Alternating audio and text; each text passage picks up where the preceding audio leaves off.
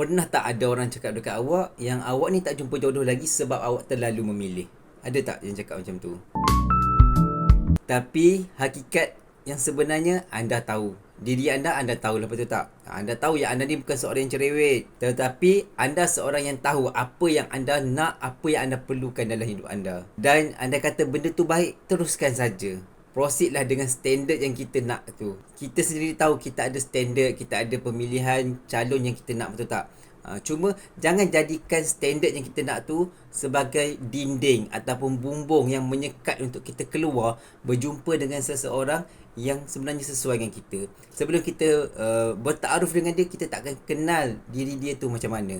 Kadang-kadang yang kita tak nak tu lah sebenarnya bila berkenalan, bila berkawan, ada keserasian dekat situ. So jangan takut untuk bertaaruf, buka peluang, buka ruang untuk kita dan juga dia saling mengenali dulu. Jangan expect yang perfect awal-awal ni.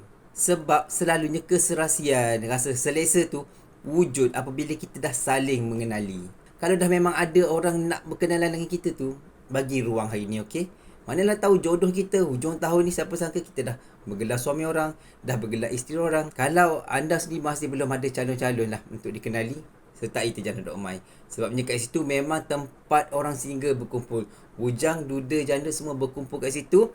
Yang datangnya dari seluruh Malaysia lah. So berkumpul kat situ untuk mencari pasangan hidup masing-masing. Dah berada dalam circle yang sama, insya-Allah lagi mudah untuk anda mencapai impian anda. Sertai sekarang Terjana.my.